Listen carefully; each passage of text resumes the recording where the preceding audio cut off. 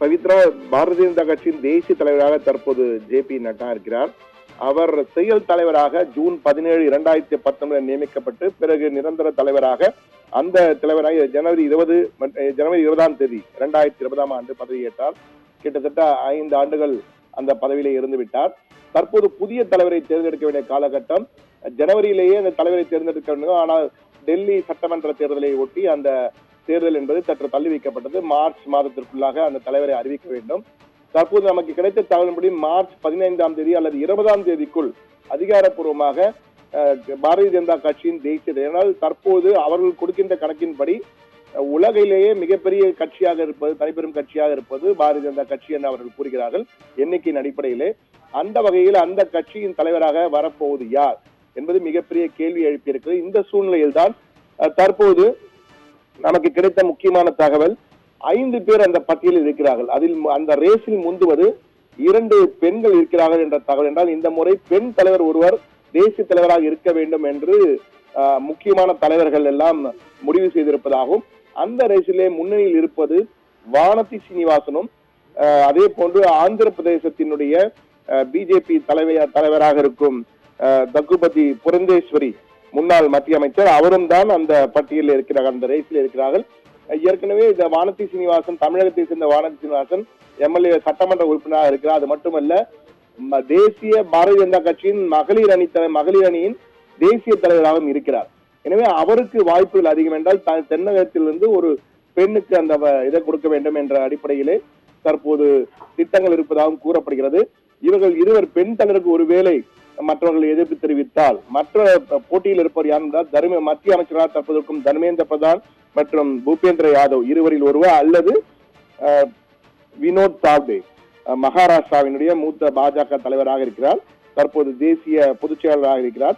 எனவே வினோத் தாவ்டே. எனவே இந்த 5 பேரில் ஒருவருக்குத்தான் அந்த வாய்ப்பு அதிகம் இருப்பதாக கூறப்பட்டிருக்கிறது. ஆனால் இந்த இறுதி முடிவினை எடுக்க போவது யார் என்றால் அமித்ஷாவும் பிரதமர் மோடியும் தான். இவர்கள் இருவரும் சேர்ந்துதான் இந்த 5 ஒருவரை தேர்ந்தெடுப்பார்கள் என்றும் அந்த அறிவிப்பு வரும் 20ஆம் தேதிக்குள் வெளியாகும் என்றும் எதிர்பார்க்கப்படுகிறது. அது மட்டுமல்ல, அதே போன்று இப்போது 35 மாநிலங்களிலே தேர்தல் நடந்து கொண்டிருக்கிறது. அதாவது பாஜகவின் மாநில தலைவர் யார் என்பதற்காக தற்போது வரை நீங்கள் பார்த்திருந்தால் 16 மாநிலங்களுக்கு அந்த மாநில தலைவர் யார் என்று நிர்ணயம் செய்துவிட்டார்கள். தமிழகம் உள்ளிட்ட மீதி உள்ள மாவட்டங்களுக்கு தான் இனி மாநில தலைவர் அறிவிக்க வேண்டும். தமிழகத்திலே கிட்டத்தட்ட அண்ணாமலை தான் மீண்டும் வரப்போகிறார் என்பதில் மாற்று கருத்தில்லை என தேசிய பாஜக வட்டாரங்கள் நமக்கு உறுதிப்படுத்துகின்றன. எனவே தமிழிசை சவுந்தரராஜனை மத்திய அமைச்சராக மாற்றலாம் என்றால், அவர் ஏற்கனவே ஆளுநராக இருந்தவர், தேர்தலில் போட்டியிட வேண்டும் என்பதற்காக ஆளுநர் பதவியை ராஜினாமா செய்துவிட்டு களமிறங்கினார். எனவே அவருக்கு ஒரு மத்திய அமைச்சர் பதவியை வழங்கலாம் என்ற தகவலும் தற்போது கசிந்திருக்கிறது. எனவே தமிழகத்திலிருந்து ஒருவேளை வானதி சீனிவாசன் தேசிய தலைவராகவும் தமிழிசை சவுந்தரராஜன் மத்திய அமைச்சராக ஆவதற்கும் வாய்ப்புகள் இருக்கிறது. இதை மறுப்பதற்கு இல்லை என்பதுதான் தற்போது தேசிய தலைமையகத்திலிருந்து, பாஜகவின் தேசிய தலைமையகத்திலிருந்து கசிகின்ற தகவலாக இருக்கிறது. ஆனால் இவை அனைத்துமே உறுதி செய்து அறிவிக்கப்படுவது என்பது தற்போது மோடியும் அமித்ஷாவும் ஆகிய இருவரின் கைகள் தான் இருக்கிறது. இவர்கள் இருவரும் தமிழகத்திற்கு முக்கியத்துவம் கொடுக்க வேண்டும் என்ற எண்ணத்திலே இருப்பதால் அந்த அறிவிப்பு வெளியாகலாம் என்ற தகவலும் வருகிறது.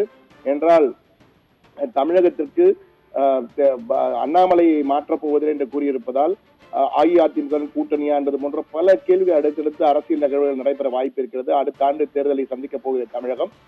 எனவே தமிழகத்திற்கு முக்கியத்துவம் கொடுக்கப்பட வேண்டும் என்பதற்காக பாஜக இப்படி ஒரு திட்டத்தை கையில் எடுத்திருக்கிறது என்ற தகவலும் நமக்கு அங்கிருந்து வந்திருக்கிறது. எது எப்படியோ தற்போது நாம் குறிப்பிட்ட அந்த 5 ஒருவர் பாஜகவின் புதிய தேசிய தலைவராக வருவதற்கு வாய்ப்புகள் அதிகம் என்றே தெரிகிறது. பவித்ரா.